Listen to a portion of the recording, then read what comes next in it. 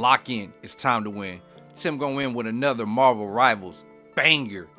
And today, I got a Marvel Rivals tier list for y'all. Season 1 is upon us, so I want to go ahead and do a Season 1 tier list. I know a lot of people do tier lists, but I want to do one for myself, for y'all, to give y'all some of the heroes and my viewpoints on these heroes, so then we can see how it changes midway through the season. So me, if you haven't been to my channel, I'm TimGoinWin, one of PS5's top players. I hit Grandmasters Season 0. My team, the winners, went undefeated inside the Marvel Rivals Championship into a top 64 finish. So when I'm giving my opinion on heroes, it's an opinion from a high level player, but even then you can translate this knowledge to any player level that you are. So once again, the reason why we're doing this tier list, I want to do 3 tier lists. I want to do one at the beginning of the season, the middle of the season when new heroes are dropped, as well as the end of the season, just to see how perceptions have changed. Now, how I have my tier list set up, I have it set up to where S tier is the dominant tier. Basically, throughout the whole match and through the whole kit, the dominant tier of characters, these are the characters that are going to dominate no matter what. In the A class, I have constant value, basically meaning that regardless if they're not the most dominant pick, they're always going to give you constant value on your team, and you love to have them in any situation. Now, B is situational. All that means is that, yeah, they can pop off in the right hands and in the right situations, but there are other characters that throughout the whole fight, once again, will either give you constant value or just flat out dominate in what they're doing. C is 50-50. These are characters that it's like, one game they may be amazing, the next game you may be blazing because they terrible and you wishing that you had somebody else in your team. And D doesn't mean that they're a bad hero, because I don't really think there's any bad heroes in this game, contrary to popular belief. I just think that they're outclassed by other picks that you may be able to pick. Now keep in mind, all of these picks and all of these tiers doesn't mean it's the end all be all. All it means is that this is my opinion, and you can pop off with anybody that you want. You can one trick with anybody that you want if that's what you choose to do. So without further ado, let's go ahead and get into the vanguards. First up, we got Groot. So my homie Groot, I would say, I'm not gonna say constant value. He's good, and I wouldn't put him that high as a character. Damn, this tier list already got hard. I'm only one character in. I would say situationally, because Groot is really good on defense. And offense, if you know how to use them, or if you have certain characters that may be trying to rush you down to isolate them, and he has a really good ultimate, especially paired with other things. However, once again, these are situations and scenarios I'm giving you that he may be giving you value. So at that point in time, I can't put Groot any higher than that. For now, moving on, Captain America. Captain America, y'all want me to put him outclassed or even 50-50. I'm not gonna do that. I'm honestly, I'm putting Captain America in B tier and situationally, but really I want to put him in A tier, possibly. The only reason is because Captain America can dive backlines and protect your backline as a tank. He's one of those heroes that people use wrong a lot of the time and get mad that he doesn't have the value that you think he should have. But really, he's really good at his job, which is harassing the enemy backline or even protecting your backline from divers. So I put Captain America inside B tier. So now the Hulk. The Hulk, S tier. S tier. It is funny that the Hulk got here, because a lot of people would tell you that the Hulk wasn't a good character, especially when he first came out. He was just an ultimate sponge. You know, he was just there to help and enable Iron Man. But realistically, Hulk gets in and gets out, and you can't do nothing about it. And when a Hulk jumps in your face, you gotta make a play, and you gotta do something to adjust to go to the Hulk. Not only that, with the emergence of the Invisible Woman, he could just jump inside the ultimate, slap everybody up in the ultimate, doesn't really mind the ultimate as much, and he enables half the team, whether it be Strange, whether it be Iron Man, and a lot of people ban him inside high levels just because the Hulk is so difficult to deal with. So I believe that the Hulk is a dominant character, especially if you can master him. Magneto, I'm gonna put in A tier. So the reason why I put Magneto in A tier is because the bubbles are always a good way to protect your team, protect yourself, especially when you got Wolverines that will come, kidnap you and then take you into the enemy backline. Then also he has the ability to shield, just a regular front facing shield, with not every character has, only him and Strange, so that helps out your team. And then his ultimate is easily one of the best ultimates inside of the tank role or Vanguard role, because of the fact that it's a great defensive ultimate. It cancels out Punishers, who you'll see a lot. It cancels out Starlords, who you'll see a lot. It cancels out anything projectile. It even can catch an Ironman ult, and that's huge. So I'm definitely going to put Magneto inside A tier because he's giving you constant value with everything that he's doing.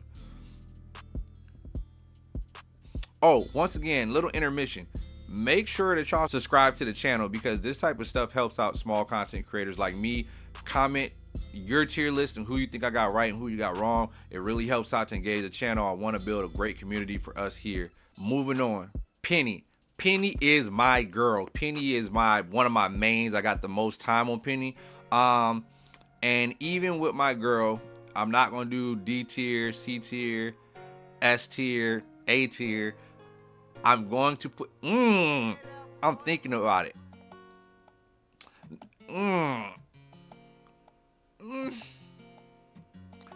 Matter of fact, controversial, but I'm gonna do it. I'm gonna put Penny inside A tier. And the reason why I'm gonna put Penny inside A tier is because of how I have it classified. Constant value.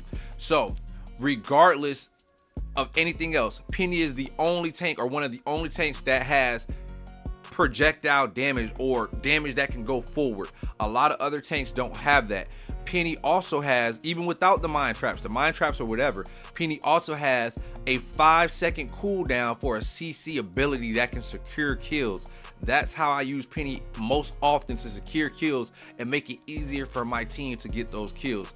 Not to mention, situationally, she's amazing on defense. The best area denial character in the game, in my opinion.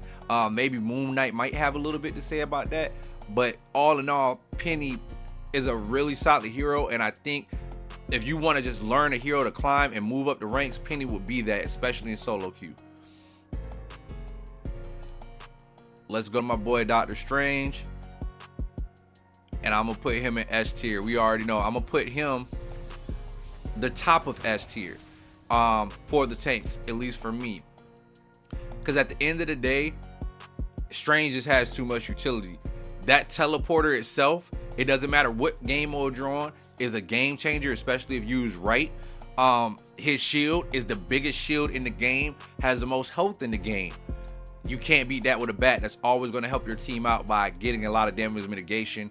Aya Agamotto, his ultimate, one of the best ultimates in the game, is a team-winning ultimate. Cycling his abilities is really going to make him do a lot of damage. A lot of times you'll see, if you have a great Strange, he could even get top and side damage just from being him. And then overall, it's just probably, honestly, Strange is probably the most all-around best character in the game, arguably. So yeah, I have to give Doctor Strange the S tier and the nod.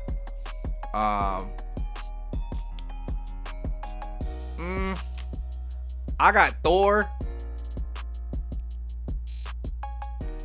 I'm not gonna lie, I don't fear no Thor. That's just me. I really want to put him in C tier. That's me, but I'm not gonna do it. Oh, and matter of fact, no, I'm not gonna do it. I'm going to put him right here between Captain America and Groot, because at the end of the day, Thor is very situational in my opinion.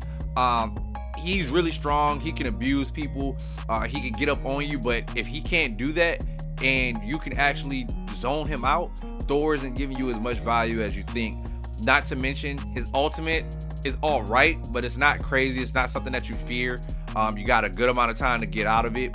The only reason why I put Thor up here so much is because his synergies with either Captain America or even a Storm, which Storm is more prevalent now this season. So I mean, he'll get the job done. I just think he's an average character. I don't think Thor is all that, especially some people who do. I just don't think Thor's all that, in my opinion. Moving on. Venom.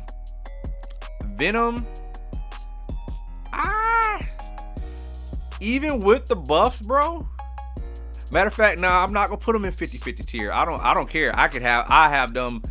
I will have them all up here. If I don't have nobody in 50-50 or outclass, it is what it is. But Venom, I'm going to get Venom in the B tier.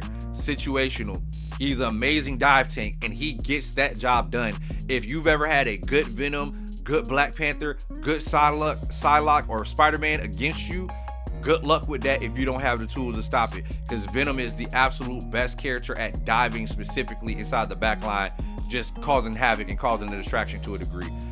He's a lot more sustainable with his buffs, and he gets the job done at what he does. His ultimate is still misunderstood because it's a setup ultimate. It's not a big killer ultimate, so it's okay. But once again, that's the situation that you use it in, and for that, you know, I'll just put him in situational because he's good in those situations that are good for him.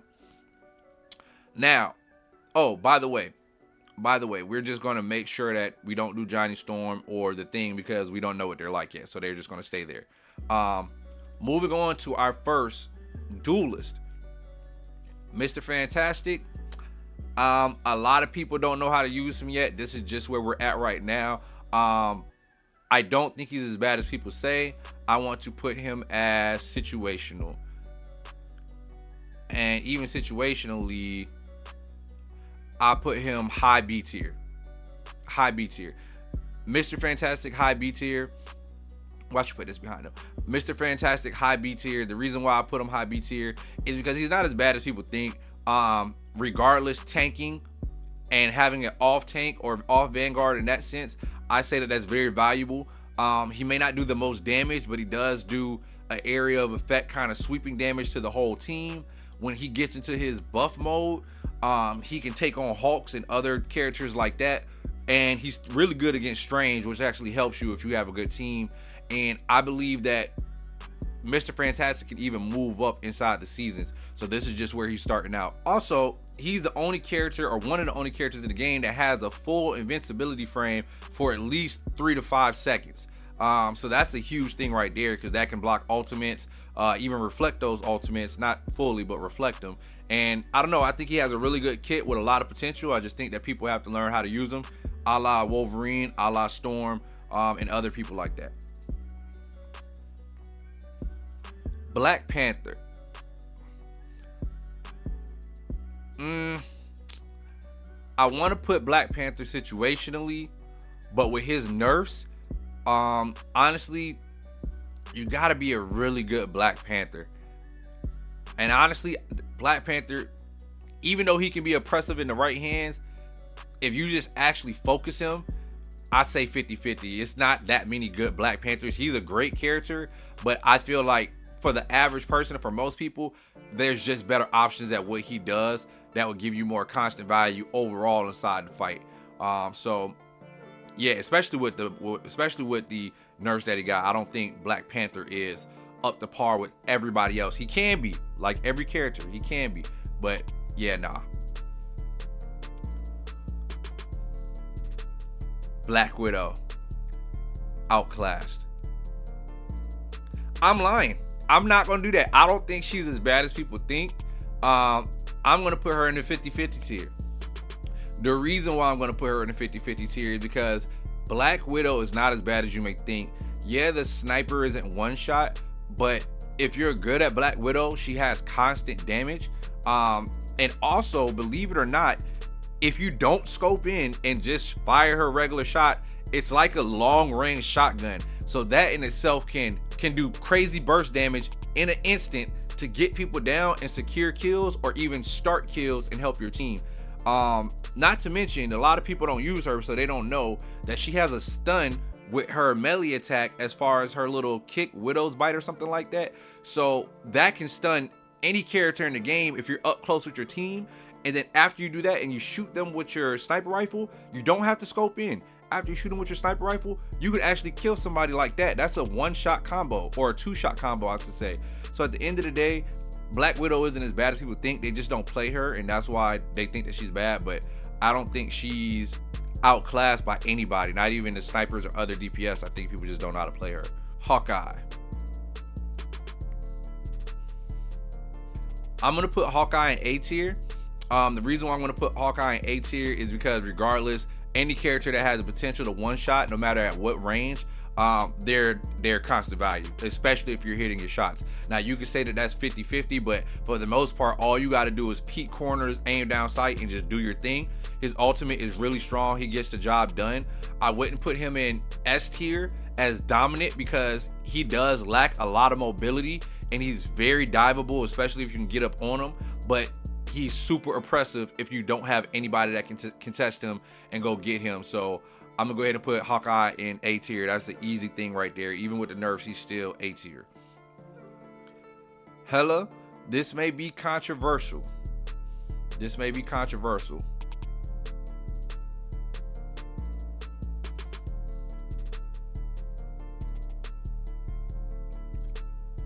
I'm trying to think if I should put Hela in this S tier or not.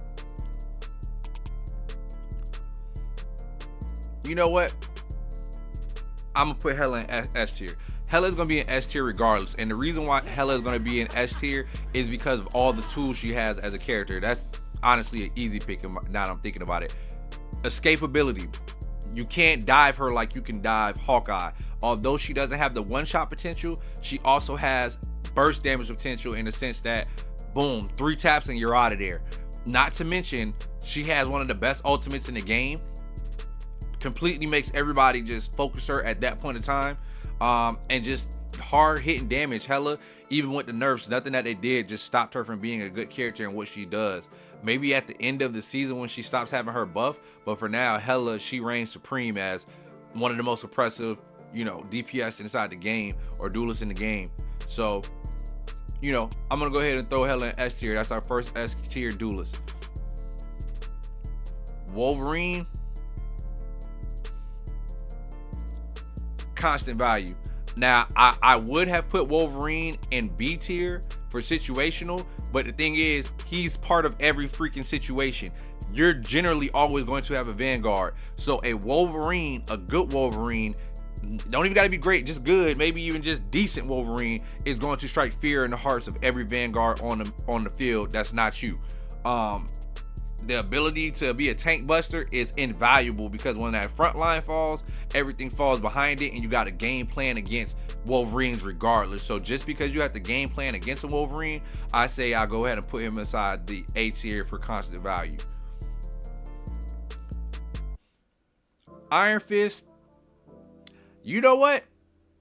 I lied, bro. I lied. Iron Fist is just outclassed. Point blank, period. He's good against newer players and players that don't really practice focus fire or team mechanics. But as soon as two people in a row look at your boy, he is gone. Like, yeah, he can burst down squishies, but as soon as 2 squishies or 2 people get tagged and then we tag and then you tag the Iron Fist, it's a wrap for him, man. He doesn't survive. Like, yeah, he's good at getting in, but he's not very good at getting out. I think that he's just, average, not even average flanker. I think that he's just outclassed by any other flanker that you could get. I may be wrong. You may be a god at him, and that's great if you are a god at him. But as you start climbing up, it starts getting easier and easier to counter him, and almost anything I can think of can counter him, mainly just being 2 people focusing him. Iron Man, A tier, high A tier. Iron Man is high A tier regardless of what people think, in my opinion. Not even without the Hulk. Even without the Hulk, the fact that he's in the sky and you got to come get him, that's constant value. The fact that his beam does great tracking damage with or without the Hulk, and with the Hulk, it becomes damn near unstoppable, and he becomes a problem. You got to focus him. But as far as just being constant value with that's value alone, as well as one of the best ultimates in the game, one of the only team wiping, clearing out ultimates that can go through Luna Snow's ultimate. That's constant value. Just him being there is always a threat. So constant value from Iron Man. Magik. Let's see. Magik. Situational. No, not at all. Magik, high A tier, and I put her even higher.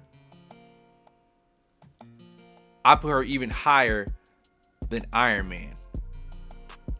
Matter of fact, Yeah, I put her even higher than Iron Man. So, matter of fact, no. Here we go. S tier. I'm gonna put Magik in S tier, and this is the reason why. Not only just because the win rates that they show you that Magik is actually a sleeper hit. Everybody knows that Magik it has the highest damage boost for seasonal right now. So therefore, she is the best pure melee combo character right now. Not to mention now that Dark Child got buffed, she's even more impressive, and she has one hit kill potential as far as her combos to actually kill somebody. And with Doctor Strange being an S tier, Magik counters a lot of what Doctor Strange does by being a melee character and piercing through his shield. So therefore, he gets way less value than he already has. So I'm gonna go ahead and throw Magik side S tier, the Dark Child herself. Moon Knight,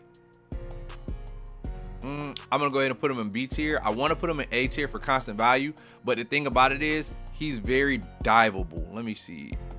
Gotta give him higher than Mr. Fantastic. He's very diveable. So he's good if he can sit back, pick off, the enemy team, especially if they're grouping up. But if you got a lot of flankers, he's not getting a lot of value because nobody's grouped up, and that's where he gets the most of his damage from. And then also, I mean, being projectile is not that good, especially once he doesn't have his Ankh. If you destroy the Ankh quickly and he doesn't have those, then that's not that strong. I say his ultimate is worth him being in B tier alone, and he could have moved up in A tier if he had more utility outside of just his team bursting potential. But I can't put him any higher than B tier right now, especially with other duelists out there. Punisher, easily A tier. With the buffs, it makes it where he has less spread on his weapons. And that's a huge thing. So now, not only can he do more consistent damage, I mean, it's constant hit scan damage, it's easy damage. And although he's an easy hero, at the end of the day, he can be mastered and good in any situation. So situationally, if you're always good, that means that you have constant value. His ultimate is a really good ultimate, even though it's telegraphed. It does a lot of damage. It can secure at least 1 to 2 kills. And the turret mode is something that you have to go get. So that's a big thing. I think Punisher. Oh, and mobility.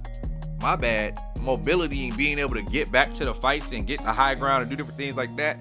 Very versatile, very flexible, good, strong, solid character. Namor, constant value. A tier. Gotta put him A tier. Namor, at the end of the day, the best. I've talked to mains of Spider-Man. The number one thing they fear is Namor. Namor can help protect your backline. He does really strong, solid damage. Honestly, rivaling Hela in a sense, just not as far as the speed or the length, with the distance. Not as far as the distance that Hela may do, but as far as hard hitting impact, yeah, Namor definitely does that. Easily is going to have probably the most eliminations on your team. Easily is going to lock down the back line for you. That's constant value. His ultimate sets up a lot of other good things. I wouldn't say he dominates. He might even move up to S tier to dominate when you have like a Luna Snow. But if you require another character to dominate, then I would say that's not domination. So really good character, constant value, but I wouldn't say he's dominant.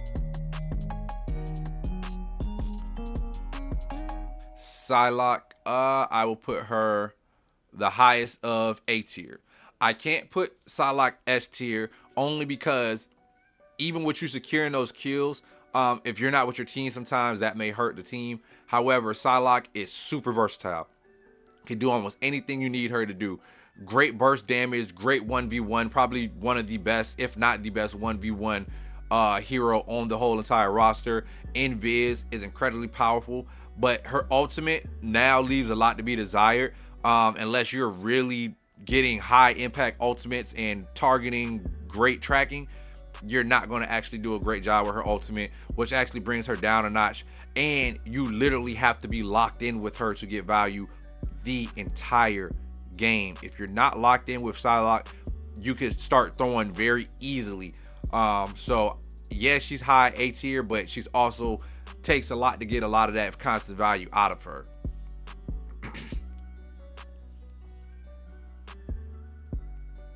Scarlet Witch, I'm high on her, a lot higher than a lot of people. Honestly, I want to put her low A tier, regardless of what people say. I want to put her low A tier. Matter of fact, I will. This is my tier list, and I'm not gonna be like everybody else. I put Scarlet Witch low A tier, and the only reason why I put her low A tier is because auto aim, tracking, damage potential, easily could kill any squishy. Really hard to duel 1v1 in a sense. Great mobility and escapability. The ability to stun people, which is really underrated. And she has a team wiping ultimate. It's just a perception that she's not a high skill hero that people don't want to put her A tier. But Scarlet Witch is absolutely A tier, and she deserves to be an A tier. So yeah, I'm gonna go ahead and put Scarlet Witch in the A tier. Spider-Man, low B tier. Matter of fact, Spider-Man, C tier. Under Black Panther. The amount of work you have to do for Spider-Man to work is sickening. Now, granted, there are amazing Spider-Mans out there that will dominate the damn lobby. The worst thing you can have is an annoying Spider-Man who is out there causing havoc on your backline. However, one, you get into Namor, damn near out of there. Spider-Man's not even a character anymore. Two, as much as it's going to take you to get that one kill that you're trying to get and maybe sort of kind of getting out, why not just pick a Psylock, bro? Pick a Psylock, go in viz, get up inside their face, kill them quickly, and it's a wrap. It's over with. So there's just other people that can do what he does. Damn near, honestly, I want to put Spider-Man in D tier, to be completely honest, but I know that he can dominate, and I'd much rather not have a Spider-Man than a Iron Fist, because Iron Fist is whatever. Anybody can deal with Iron Fist. Squirrel Girl, A tier. I know you guys maybe say B tier situationally. Not true, bro. I can't do it. Squirrel Girl, off rip, one, she does the most damage in the game, theoretically, with those nuts. She does the most damage in the game with those nuts. At the end of the day, that's always going to be a thing. If you don't go get her, or she's uncontested, yeah, 1v1, she may not be the best when you get up on her, but if you let her go unchecked, she can control the entire lobby. She does hard hitting damage. The ultimate buff is a big underrated sleeper buff, because now that it tracks targets, it's a lot more reliable and a lot more lethal. And then also with the prevalence of Magik, or the Hulk, and even Wolverine, a good counter to those characters is Squirrel Girl, and her stunning nut that she throws. That's really big. It's the best counter to the Hulk, in my opinion. And that's why I would always say Squirrel Girl would get a constant value. So that's just me. Starlord, the Lord of the Stars himself. This is my boy. This is my actual main character. Now, prior to season zero, I would, or prior to season one, I should say, prior to season one, I would give Starlord easily A tier. Easily A tier. But now, with the addition of Invisible Woman and Luna Snow and Magneto, that's three things that can cancel out his ultimate, which is where he gets a lot of his value. Matter of fact, I'm lying. I still put him A tier. Yeah, I still put him high A tier. Regardless of the ultimate situation, Starlord is one of the most flexible characters in the game as far as damage and versatility, meaning that Starlord can strictly focus on the tanks, do that effectively. Starlord can flank and do that effectively. Starlord can distract and do that effectively. Starlord unchecked with the ultimate, team wiping, everybody has to focus him, and it's hard to deal with. 1v1, Starlord is hard to fight him 1v1. You don't want to be caught out with a Starlord, because he definitely more than likely will win that matchup. So, and he doesn't have to take any fight that he doesn't want. So I'm gonna put Starlord in a high A tier. I actually was gonna put him in B tier, but I'm gonna put him in high A tier. That's me. Storm, the one we have all been waiting on, easily S tier.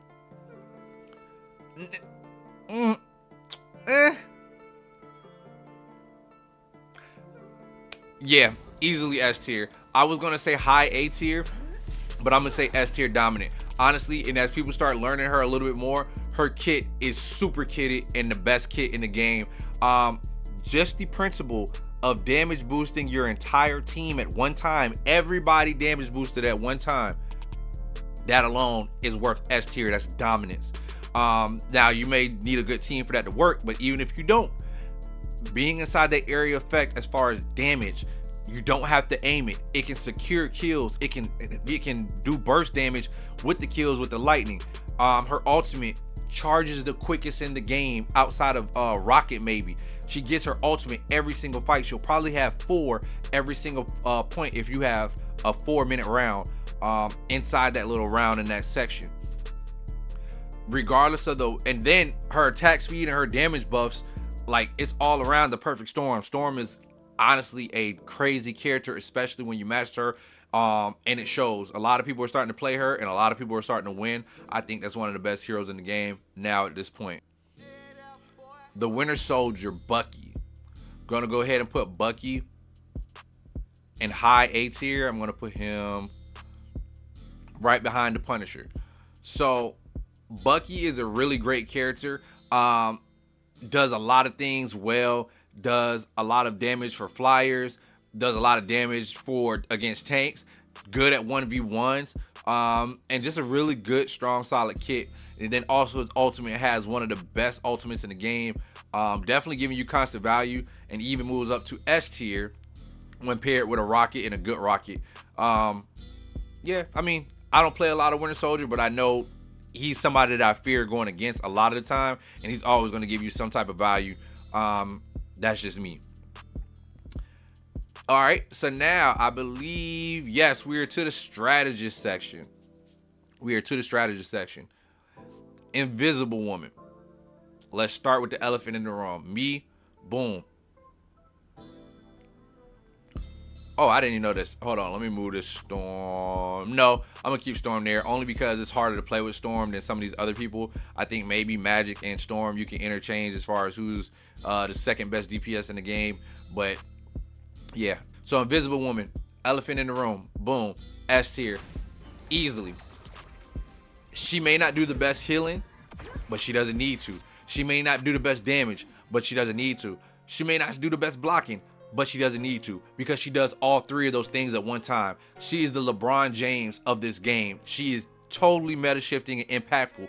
A lot of the times at the highest tiers, or when you get to the point where you can start banning characters, the popular thing to do was to ban Luna Snow, just because of her ultimate being able to stop a lot of things with her ultimate.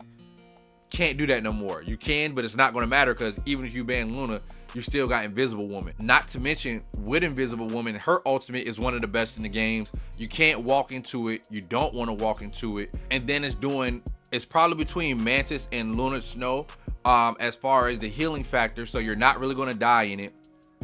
She can shield characters even far away. People like Storm or Ironman who are dominant, or even some of your brawlers like the Hulk or whatever it may be. She constantly can have that shield up, helping them out. And then she does piercing damage. So not only is she healing people at the same time, she's also damaging them at the same time. And she has a get out of jail free card by going invisible. So even if you try to dive her, you got to be really quick and secure that kill, or else she's just getting away for free. So absolutely S tier character, not even a question. Cloak and Dagger, A tier.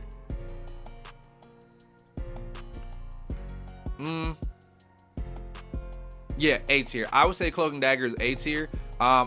Even with the buff, I would say that I would move them up to S tier and dominate, but I don't think they dominate. I just think they always have constant value. Whether it be debuffing your team or the opposing team, that's hella strong in itself. Debuffs.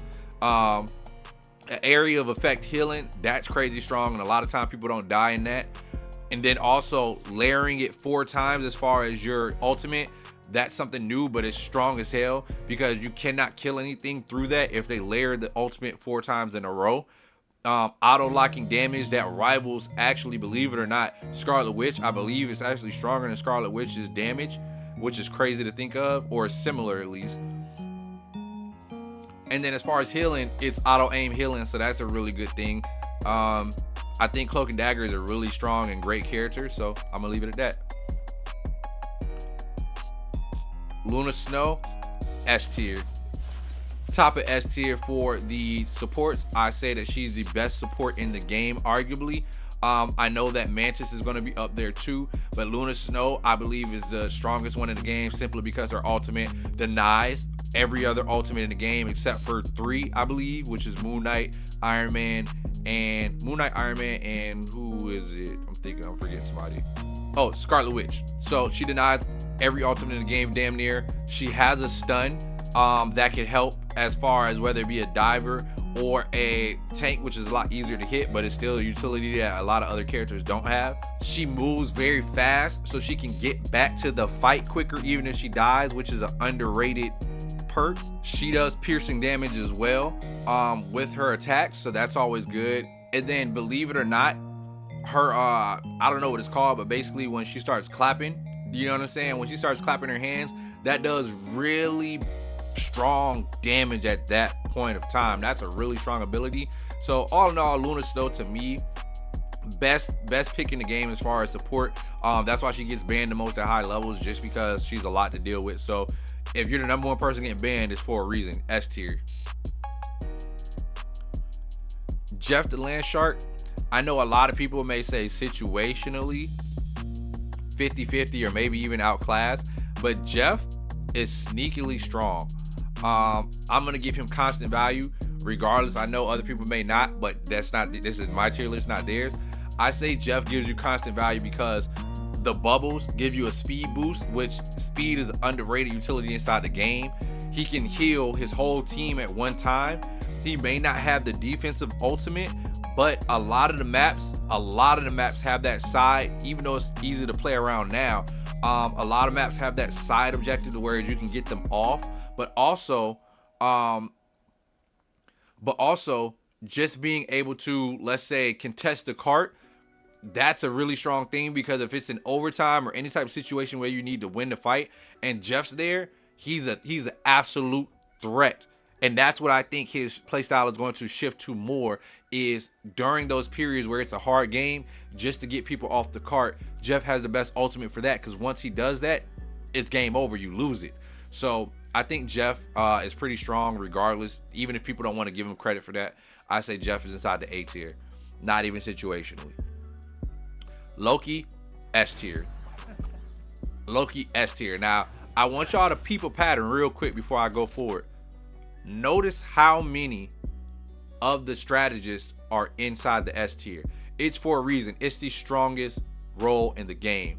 Loki doesn't have the crazy heal numbers a lot of the time, doesn't even have the craziest damage numbers all the time. Loki has the best utility hands down in the game. Auto locking damage that you need to do with your turrets, get out of jail free cards, shuts down any dive character, helps your tanks go inside the battle to make sure that they can do that too with his healing, and can copy any ult in the game. Loki has been slept on for far too long. Easily inside the S tier. Only hard thing about Loki is learning Loki, but once you start really picking Loki up, damn near wins you games. And I would take a Loki 10 times out of 10 on my team, regardless of what other supports we have, especially if you're doing triple support. I always would have to plug him in there. Rocket, a lot of people don't have him inside A tier, but I'm going to put him as the arguably between him and Cloak and Dagger, who's the best A tier healer in this category. And the reason why is because his utility is amazing. He can heal bot regardless of the securing kills and whatnot. He's a heal bot, and that's a wonderful thing because he gets more healing with the healing buff. That's a big thing. Not to mention his BRB is an instant res. That's a great thing to have inside team fights. Having somebody come back a little bit quicker than the other team is underrated and helps inside the value of that character. Those two things alone put him in A tier. The only reason why I wouldn't say he dominates is because he doesn't take over the entire lobby all the time. His ultimate is the quickest charging in the game, so it helps as far as making sure that you always have one for like every other team fight. And then he enables all of the other DPS, as far as, not all of the other DPS, but the two of the top DPS in Punisher and Winter Soldier. So by enabling them, he makes them S tier and puts himself up to S tier. So Rocket definitely deserves a spot inside A tier. Adam Warlock. Adam Warlock, I will put him A tier. And over Jeff the Shark. Boom. A couple things about Adam Warlock. Does great damage. Really good at making sure your team survives as a whole, especially if you have a good unit. His team up ability for the season with Starlord and Mantis, that's huge in itself because he's getting reses on that that you otherwise wouldn't get. So now that's 2 bodies that are coming back quicker, not just the one that Rocket has, as well as the ability to res the whole team and get right back into the fight. In other games, like let's say Overwatch, that would have been enough to put you in S tier by itself. The only reason why I'm not going to put him in S tier right now is because I don't think he dominates the actual lobby by himself. I think his utility does it for him, but he's going to give you constant value. So that's why I got him in A tier. Mantis, S tier, no question. I'm going to put her right here. I'm gonna put her above Invisible Woman, at least for now. Mantis is a great strategist. Okay, that's hyperbolic. Duh. Mantis, the damage boost, that's super underrated, but it helps with one-on-one situations.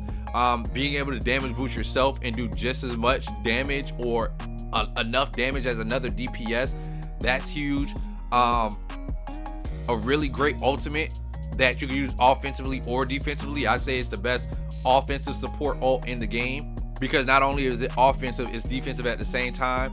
The heals, you don't have to aim her heals, you can just throw the heals out and let them work. And then she had to team up with Adam Warlock, which is really big as well. Mantis is just a very consistent strategist, and it helps and enables the whole team. Honestly, her S tier pick, you just got to play with her because if you know, you know. Mantis is definitely it. Oh wow, that's my whole tier list. Let's go. So what do you think about my tier list? Do you think some people should be higher? Do you think some people should be lower? Remember, we're going to do one at the mid-season and one at the end of the season to see how these perspectives change. Once again, man, it's been a long video already. I really appreciate you sticking around. Make sure you like, comment, subscribe. TimGoinWin, signing off.